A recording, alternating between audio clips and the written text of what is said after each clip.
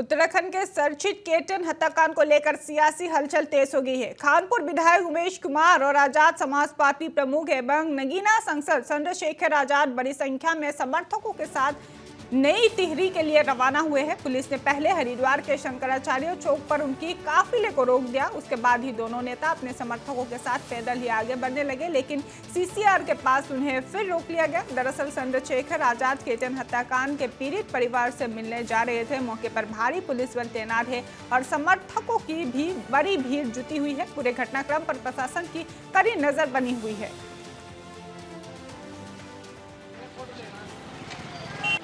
तरह की घटना हुई है, हमारे लोगों में तकलीफ है, भय का माहौल है। वहाँ परिवार ने हम लोगों से आग्रह किया कि हम लोग आके उनकी आवाज उठाएं। मैं एक बेटा भाई होने के नाते अपना फर्ज अदा करने के लिए जा रहा हूँ कि उस परिवार की आवाज बने और उस परिवार का मामला जो है, ये जो अन्याय उनके साथ हुआ, दोबारा किसी के साथ ना हो। और जिस तरह डर का माहौल है वो खत्म, उस डर के माहौल को वो ऊर्जा में बदले, डर का माहौल, और कानून व्यवस्था बहाल हो। इसलिए हम परिवार की पीड़ा सुनने के लिए आ जा रहे हैं। उत्तराखंड में जिस तरह ऐसी घटनाएं हुई हैं, सब लोगों को संवैधानिक तरीके से आगे बढ़ना चाहिए, ऐसा मेरा मांग भी है और ये होना भी चाहिए। कोई भी आंदोलन करना हो संवैधानिक रूप से होना चाहिए। देखिए, पूरा प्रकरण जो है वो आप सबके सामने है। भाई चंद्रशेखर जी आज जा रहे हैं और उनको हमारा समर्थन है, हमारी पूरी टीम का, जन निर्माण पार्टी का समर्थन है। हम उनके साथ आज जहां भी जरूरत पड़ेगी संघर्ष करेंगे। होगा आपके साथ, आज हम सड़क पर संघर्ष करेंगे।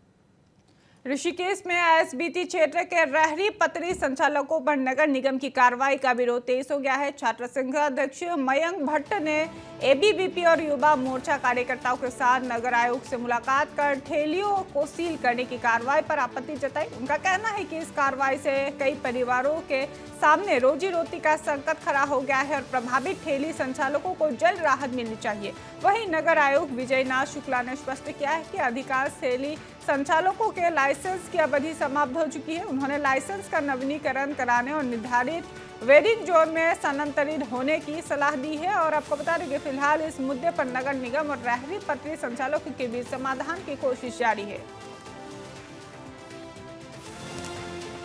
मैं आपका अपना मयंक भट्ट, छात्र संघ अध्यक्ष ऋषिकेश। साथियों, कई अभी विगत दिनों पहले माननीय एमएनए महोदय ने अपना एक नोटिस जारी करते हुए जो भी आईएसबीटी क्षेत्र के अंदर जितने भी तमाम रेडी फड़ वाले थे और जो दुकानें थी उनको सील करने का कार्य करा था। तो आज उसी का विरोध करते हुए और कड़ी निंदा करते हुए आज हम अखिल भारतीय विद्यार्थी परिषद के कार्यकर्ता और तमाम साथी हम एमएनए साहब के पास पहुंचे और इसका विरोध जताया है। और एमएनए साहब ने सुनिश्चित कराया है कि जल्द से जल्द उनको उनकी दुकानों की चाबी वापस दे दी जाएंगी और एक सुचारू रूप से इनका एक वेंडिंग जोन बनाकर इनको एक वेंडिंग जोन में दुकान दी जाएगी। बेसिकली ये दुकानों की विवाद नहीं है, ये है कि जो चलते फिरते ठेले हैं, ज्यादातर ये मामला उनसे संबंधित है जिनको आईएसबीटी उसके आसपास में व्यवसाय का लाइसेंस दिया गया था, जिसमें भी ज्यादातर लोगों के लाइसेंस एक्सपायर हो चुके हैं। और चूंकि ये आईएसबीटी है, बसों के मूवमेंट में समस्या आती है, कई चीजें होती हैं, तो अवैध रूप से यहाँ किसी को रहने की इजाजत नहीं दी जा सकती। जो युवा यहाँ पे आए थे उनको भी ये बात बताई गई है। साथ में ये भी कहा गया है कि अगर किसी को कोई समस्या है तो नगर निगम ऑफिस में संपर्क कर सकता है। जिनके लाइसेंस खत्म हो चुके हैं वो बिना लाइसेंस रिन्यूअल किए नहीं लगा सकते। अगर साल 2027 के हरिद्वार कुंभ से पहले अखाड़ा परिषद में बड़ा बदलाव देखने को मिला है। 13 में से 18 अखाड़ों ने मिलकर नई अखिल भारतीय अखाड़ा परिषद की कार्यकारिणी का गठन कर दिया है। श्री पंचायती अखाड़ा महानिर्वाणी के महामंडलेश्वर महंत रविंद्र पुरी को नया अध्यक्ष चुना गया है, जबकि दुर्गादास जी को उपाध्यक्ष और राजेंद्र दास महाराज को महामंत्री बनाया गया है। संत समाज ने नवनिर्वाचित पदाधिकारियों का फूल मालाओं से स्वागत किया है। वहीं 5 अखाड़े इस नई कार्यकारिणी से अलग दिखाई दे रहे हैं। महंत रविंद्र पुरी ने कहा कि बहुमत के आधार पर ही गठित ये कार्यकारिणी अगले 5 वर्षों तक कार्य करेगी और कुंभ व्यवस्था, संत समाज के हितों तथा राष्ट्रीय मुद्दों पर सक्रिय भूमिका निभाएगी। कुंभ में अब केवल 6 महीने शेष है, ऐसे में अखाड़ों के भीतर ये नया समीकरण चर्चा का विषय बना हुआ है। देखिए, 13 अखाड़े हैं भारतवर्ष में। इन 13 अखाड़ों में बहुमत के आधार पे 8 अखाड़ों ने मिल करके हमारे महानिर्वाणी के श्रीमान जी रविंद्रपुरी जी महाराज को आज पुणे से अगले 5 वर्षों के लिए वो अखाड़ा परिषद का अध्यक्ष चुना है, अखिल भारतीय अखाड़ा परिषद का। और आज ही नई कार्यकारिणी का भी गठन हुआ है। कुंभ मेले हाँ, भी बिल्कुल। तैयार है। ये जो कार्यकारिणी है, जो सब वरिष्ठ संत यहाँ पर उपस्थित हैं, सब पूज्य संत हैं, और ये सब मिल करके जो संरक्षक हैं अखाड़ा परिषद के, वह सभी पूरी कार्यकारिणी मिल करके हर कुंभ में होने वाले जितने भी आयोजन हैं, सरकार के साथ मिल करके, समाज के साथ मिल करके, और उसका अच्छे से आयोजन हो और अच्छा संदेश जाए सनातन का, इसके लिए सब लोग मिल के काम करेंगे। ब्रह्मलीन महंत नरेंद्र गिरि जी की मृत्यु के बाद अखाड़ा परिषद का गठन हुआ था और उसके बाद ये कार्यकाल पूरा हुआ। आज 8 अखाड़ों ने बहुमत के आधार पर श्री शंभू पंचायती अटल अखाड़े में बैठ करके पुनः जो है नई कार्यकारिणी का गठन किया गया है, जिसमें 8 पदाधिकारियों के नाम आप लोगों को बताए गए हैं। श्री पंचायती अखाड़ा महानिर्वाणी से अध्यक्ष पद है, श्री पंचायती अखाड़ा बड़ा उदासीन से उपाध्यक्ष पद है, श्री निर्मोही अखाड़े से महामंत्री पद है, दिगंबर अखाड़े से मंत्री पद है और निर्मल अखाड़े से कोषाध्यक्ष पद है। 2 हमारे अखाड़ों की एक परंपरा रही है, जो वरिष्ठ हैं हमसे, जो गुरुतुल्य मूर्ति हैं, उसमें से श्री महंत भगत राम जी महाराज नया उदासीन, श्री महंत मुरलीदास जी महाराज निर्वाणी अणि अखाड़ा, श्री महंत ज्ञानदेव सिंह जी महाराज निर्मल पंचायती अखाड़ा, इनको संरक्षक बनाया गया है। और महंत संजय दास जी को राष्ट्रीय प्रवक्ता, मीडिया का जो प्रभार है वो महामंडलेश्वर शंकर दास जी करौली सरकार को बनाया गया है। और हरिद्वार के रुड़की में आयोजित युवा शक्ति संवाद कार्यक्रम सफलतापूर्वक संपन्न हो गया। कार्यक्रम में मुख्यमंत्री पुष्कर सिंह धामी ने बड़ी संख्या में मौजूद युवाओं से सीधा संवाद कर उनके विचार, सुझाव और अपेक्षाओं को सुना। मुख्यमंत्री ने युवाओं को उत्तराखंड के विकास का सबसे बड़ा भागीदार बताते हुए उन्हें नवाचार, स्वरोजगार और राष्ट्र निर्माण में सक्रिय भूमिका निभाने का आह्वान किया। कार्यक्रम में मुख्यमंत्री का भाजपा कार्यकर्ता और स्थानीय जनप्रतिनिधियों ने गर्मजोशी से स्वागत किया है। इस अवसर पर कैबिनेट मंत्री प्रदीप बत्रा, रुड़की के मेयर सहित कई जनप्रतिनिधि और भाजपा पदाधिकारी मौजूद रहे। पूरे कार्यक्रम के दौरान ही उत्साहपूर्वक माहौल देखने को मिला, जबकि सुरक्षा व्यवस्था भी पूरी तरह से चाक-चौबंद रही।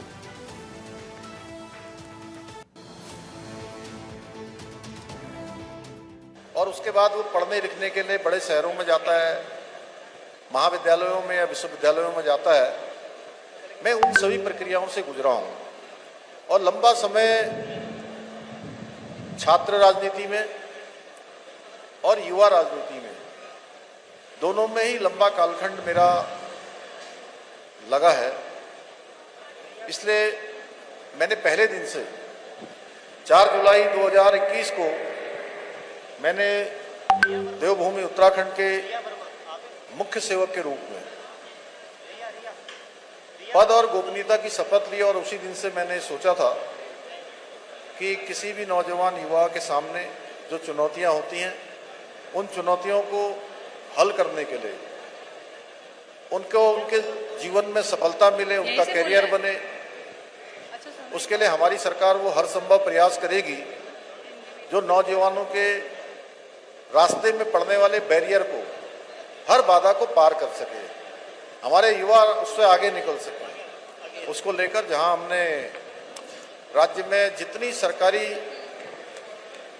पद थे, उन सारी सरकारी पदों को भरने का हमने अभियान चलाया।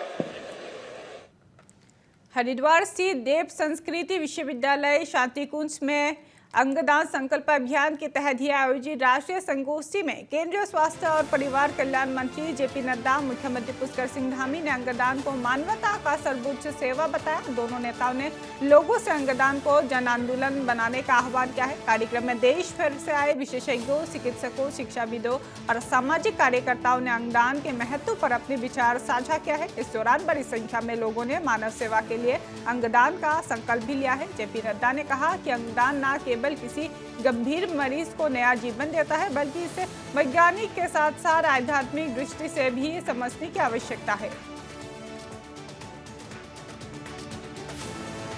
आज आप सबके अवेयरनेस के कारण आज लगभग जो पहले कभी 4,000 या 5,000 तक जो ऑर्गन डोनेशन होता था, वो आज 20,000 से ज़्यादा ऑर्गन डोनेशन हुआ है और 5 लाख से ज़्यादा आधार से जुड़े हुए वेरीफाइड डोनेशन के प्लेज, यानी जो संकल्प हुआ है वो 5 लाख से ज़्यादा हुआ है। और अभी जो आप अभी ये प्लेज करने वाले हैं वो उसको दुगना कर देगा। इसके लिए मैं विशेष करके आपका धन्यवाद भी देता हूं और आपको साधुवाद भी देता हूं कि आपके कार्यक्रम के माध्यम से ये हो रहा है। इसकी बारीकियों के बारे में मैं जरूर बताना चाहूंगा, क्योंकि ऑर्गन डोनेशन के बारे में जब हम चर्चा करते हैं तो उस चर्चा में दो विषय आते हैं। एक आध्यात्मिक विषय आता है जिसके बारे में बहुत विस्तृत रूप से स्वामी हमारे आदरणीय डॉक्टर चिन्मयानंद जी ने आपको बताया, चिन्मया जी ने बताया है कि आध्यात्मिक परिप्रेक्ष्य में अंग दान, दधीची देह दान का कितना बड़ा अर्थ है। लेकिन इसके साथ साथ उत्तराखंड के रुड़की में दिन दहाड़े हुई हत्या की वारदात से इलाके में सनसनी फैल गई है। भगवानपुर थाना क्षेत्र के हल्लू मजरा चौक पर 28 वर्षीय मुफीद पर धारदार चाकू से ताबड़तोड़ हमला किया गया। गंभीर हालत में पहले रुड़की और फिर देहरादून रेफर किया गया। मुफीद ने रास्ते में ही दम तोड़ दिया। वारदात को अंजाम देने के बाद ही आरोपी मौके से फरार हो गए। सूचना मिलते ही पुलिस मौके पर पहुंची, शव को पोस्टमार्टम के लिए भेजा गया। आरोपियों की तलाश शुरू कर दी गई है और पुलिस पूरे मामले की जांच में जुटी हुई है।